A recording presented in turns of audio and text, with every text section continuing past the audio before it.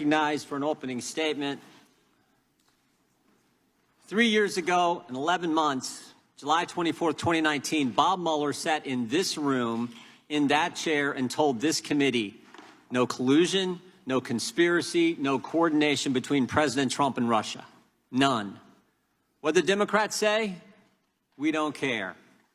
We're going to keep going after President Trump. In fact, they didn't even wait one day. The next day, the phone call between President Trump and President Zelensky became the basis for their impeachment.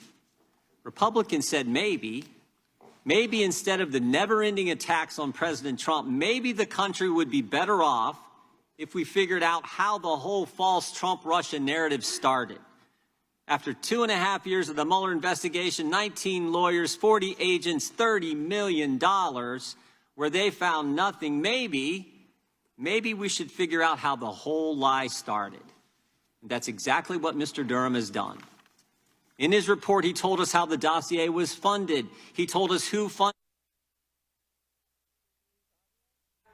He told us how eager the FBI was to use it, how they put the dossier in a FISA draft application just 2 days after receiving it. He told us that not one single substantive allegation in the dossier was ever corroborated, ever validated, yet it was used to spy on an American citizen associated with the presidential campaign. He told us there was no proper predicate for opening the Crossfire Hurricane investigation, and maybe most importantly, he told us the FBI, the preeminent law enforcement agency in the world, failed in its fundamental mission of adherence to the rule of law. And unfortunately, I think once again, the Democrats will say, we don't care. It doesn't matter. We're never going to stop going after President Trump. In fact, 8 days ago, we saw how far they are willing to go with the indictment of President Trump. But frankly, this shouldn't surprise us. They told us their objective. In fact, it was an agent on the case of Crossfire Hurricane who told us what their objective was. We all remember the text message from Peter Strzok where he said, don't worry, we'll stop Trump. It started with the Crossfire Hurricane investigation. Mr. Durham has told us how wrong that was. Now we have an indictment of a former president who's winning in every single poll by his opponent's Justice Department. And in between those two events, we had the Mueller investigation, we had impeachment, we had 51 former intel officials falsely tell us the Biden laptop was Russian disinformation. We had a raid on President Trump's home, and of course we got Alvin Bragg's ridiculous case in New York. 7 years, nothing has changed. Don't believe me? We interviewed Stephen D'Antuono, former head of the Washington field office when the Trump classified document case began. Mr. D'Antuono told the committee, interviewed him just 2 weeks ago today. Mr. D'Antuono told the committee that when he asked the Department of Justice, why is there no U.S. attorney assigned to the Trump classified document case? Headquarters said, because we're running it. He suggested the Miami field office should do the raid. Instead of sending the folks from Washington field office down to Miami, have the folks in the Miami field office do it. Headquarters said no. He suggested there shouldn't be a raid. Instead, they should continue to work with President Trump's lawyers. Once again, headquarters said no. Mr. D'Antuono even said, how about when we get there? When we arrive at President Trump's home, we then call his lawyer and we do the search together. Again, headquarters said no. Another interesting fact, the lawyer who turned down Mr. D'Antuono's request happens to be the same person who is alleged to have pressured the attorney representing a Trump employee about a judgeship. Nothing has changed, and frankly, they're never going to stop. 7 years of attacking Trump is scary enough, but what's more frightening, any one of us could be next. In fact, it's already started. Parents at school board meetings are terrorists. Pro-life Catholics are extremists. Even journalists aren't safe. Federal Trade Commission, 13 letters. One of those letters to Twitter said, who are the journalists you're talking to? Think about that. They named 4 people personally. 2 come and testify in front of this committee. While they're in front of this committee, Democrats are asking them to reveal their sources. violate First Amendment principles. One of them, Matt Taibbi, while he's sitting at that table testifying to the Judiciary Committee, the IRS is knocking on his door. Parents, Catholics, journalists, but guess who gets it the worst? Guess who gets it the worst? Whistleblowers. If you dare come forward and tell Congress what's going on, look out. They will come for you. They will take your clearance. They will take your pay. They'll even take your kids' clothes. Just ask Garrett O'Boyle, who testified in front of this committee as well. Over the next few hours, we're going to hear the facts and details about the whole false Trump-Russian narrative, the Crossfire Hurricane investigation, and hopefully it will help change things at the Department of Justice. But regardless of what the Biden administration and the Garland Justice Department do, I know what Republicans in the House are committed to doing. We will work to dramatically change the FISA law, and we will do everything we can in the appropriations process to stop the federal government from going after the American people. Time, so the gentleman yields back to Ms. Lofgren, who's not here, so the time has expired. Mr. Durham, in the summer of 2016, did our government receive intelligence that suggested Secretary Clinton had approved a plan to tie President Trump to Russia? Yes. Was that intelligence important enough for Director Brennan to go brief the President of the United States, the Vice President of the United States, the Attorney General of the United States, and the Director of the FBI? Yes. And was that intelligence put then into a memorandum, a referral memorandum?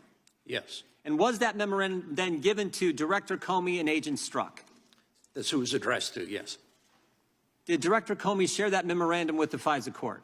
I'm sorry, Did he share that memorandum with the FISA court? Did Director Comey do that?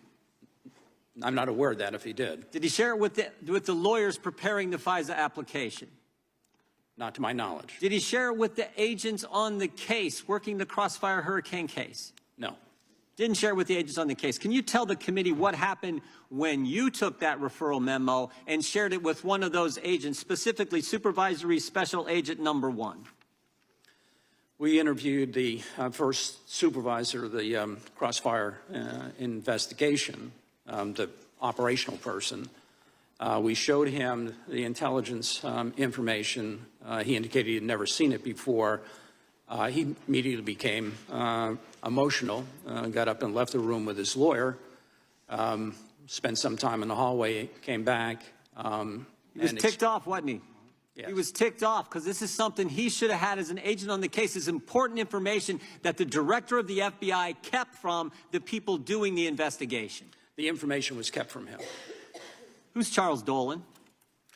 Charles Dolan is a public relations person here in Washington, D.C. He had prior involvement, professional involvement with the Russian government, representing Russian government interests. He was a person that was associated with Igor Danchenko. He was also buddies with the Clintons, wasn't he? He had held positions when President Clinton was president. In their campaign advisory to Secretary Clinton's presidential campaign, executive director of the Democrat Governors Association. That's the same Charles Dolan we're talking about? Yes.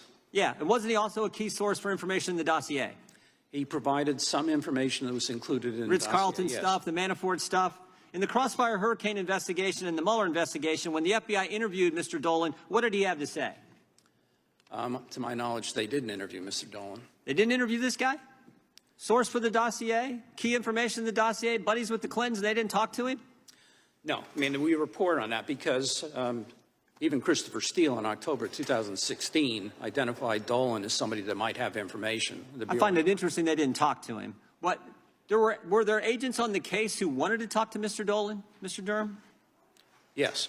What happened to analyst number 1? She kept pushing to talk to Mr. Dolan. She was ultimately turned down. What happened to her the day that she was turned down and said, no, we're not talking to Dolan? What happened to her? At about the same time, she was assigned to a different project. They moved her. They said, we can't have this. We can't have that. We can't be looking into the Clintons' buddy, a key source for the dossier. They reassigned her. And then what did she do? She memorialized it. She entered a memo to the file because she said, some point the Inspector General is going to want to know this information. I'm going to make it sure it's recorded contemporaneously. She put it in the file. I mean, it's crazy. They didn't talk to the key source. They kept key intelligence from the investigators. This is how bad this investigation was. But here's the scary part. I don't think anything has changed.